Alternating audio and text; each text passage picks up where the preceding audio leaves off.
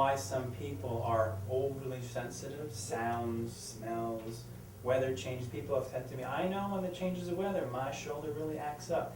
Can you tell us about that dynamic? So I guess a good example of that is looking in when you have a relatively normal individual and then you expose them to a very stressful event. So let's make it easy. We'll take a healthy 21-year-old kid who had to go overseas repeatedly to Iraq or Afghanistan without much of a rest or recuperation in between.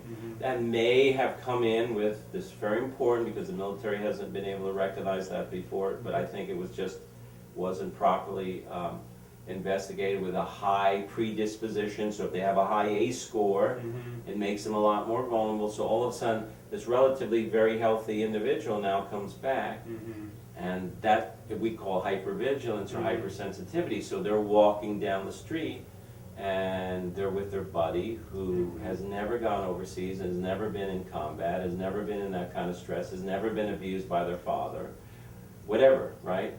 The car backfires and one individual jumps, which is normal, and the other is on the floor shaking and having an anxiety attack. So this is very important.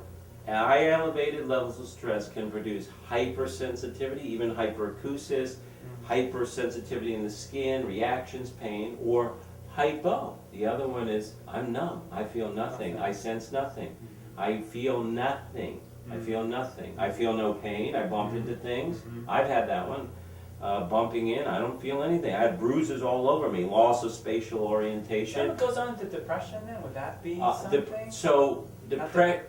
would be, oh good. So the new thoughts on depression again, and thank God basically for the ACE score, because you have a lot of people in the population and a lot of brave individuals are saying, wait a minute, what if depression is a normal experience to an abnormal situation? What is the abnormal situation? The early life experience. And it almost, because never in the history of mental health has there been a greater correlation in the ACE score than somebody having an ACE score of say 4 up to 5 more, and the correlation between antidepressants, right?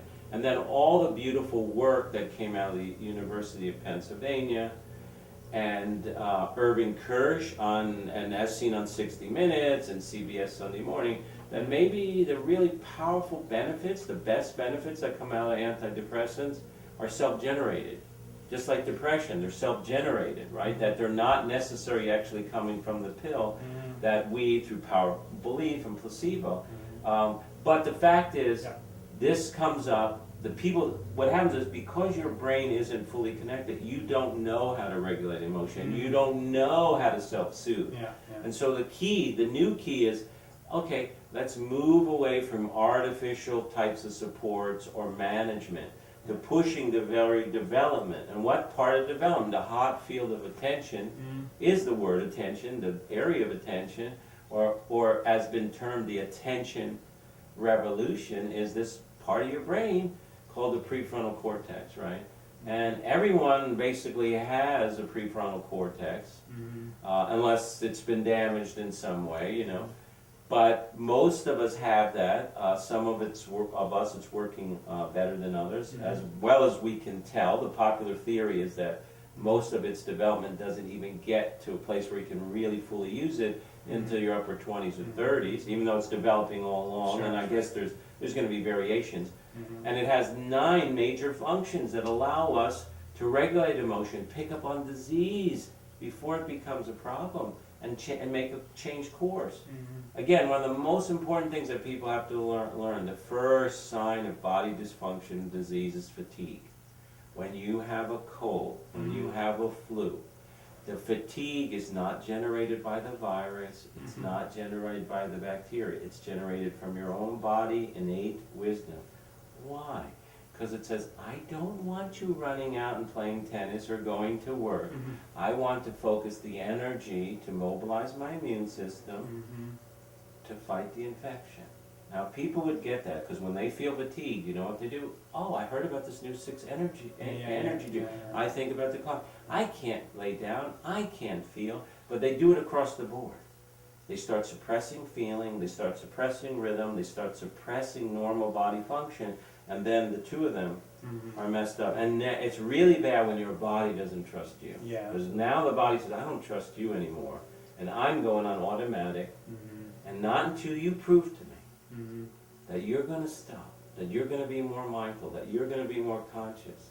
Because it's not about, life is not about happily, just being happily ever after and feeling, no pain and making lots of money. It's a grand illusion, because the truth of the matter is, if you really look at people's lives, no matter how wealthy, no matter how famous, no matter how much money, most lives end pretty bad, pretty painful, and most people smile on the outside, but on the inside, they're on a lot of pain, right? But it's not permitted for them to express it in our society. You don't talk about, Jim, how you doing? Oh, I'm okay, good, how you doing? Oh, everything's okay, fine, how you doing? Fine. The illusion, right?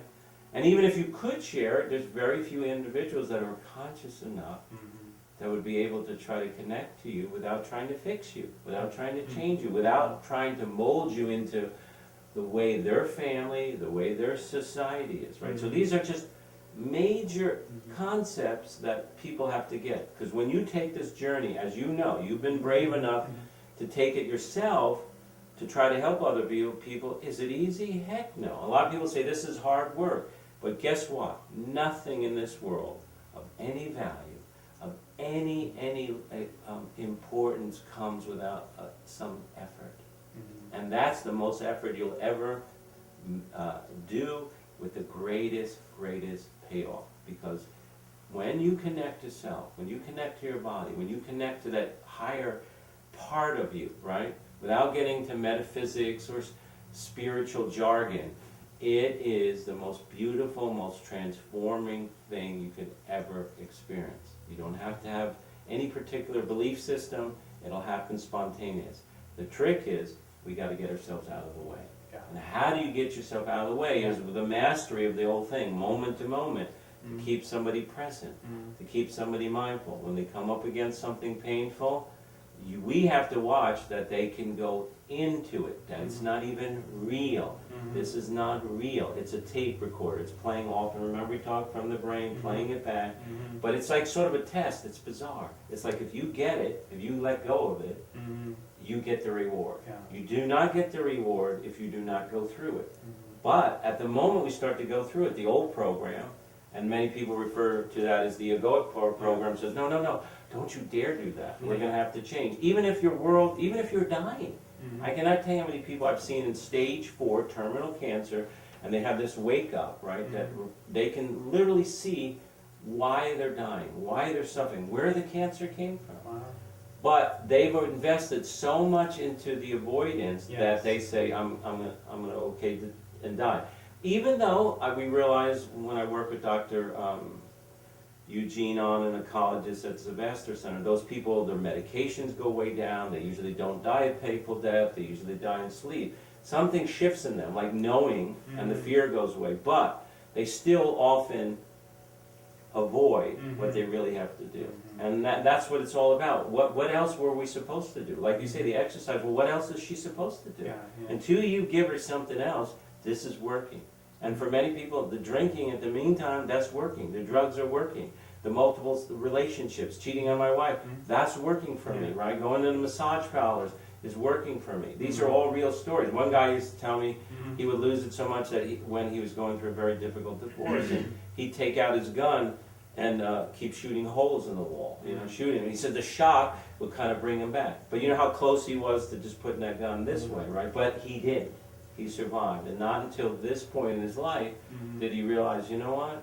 I am not what happened to me. I'm not the way my parents treated me. I'm not what happened. I am not what the teacher did. I am not the wound. I am not the trauma. I am not that. But people really believe in delusion. Delusion. It is not real. It is not one of its be it real. But the programs are so strong. And this egoic part of us wants to keep it alive because it does not. It's very interesting when you realize, wait, there's a part of us that doesn't want us to get out of pain, that doesn't want us to get free, and that we keep keeping it going. And then there's this other part. That's the part we're always looking for, that will, like, it wants you to be free more than anything else. It wants you to feel. It wants you to wake up. It wants you to be happy. It wants you to spread it like a contagion out to the rest of the world.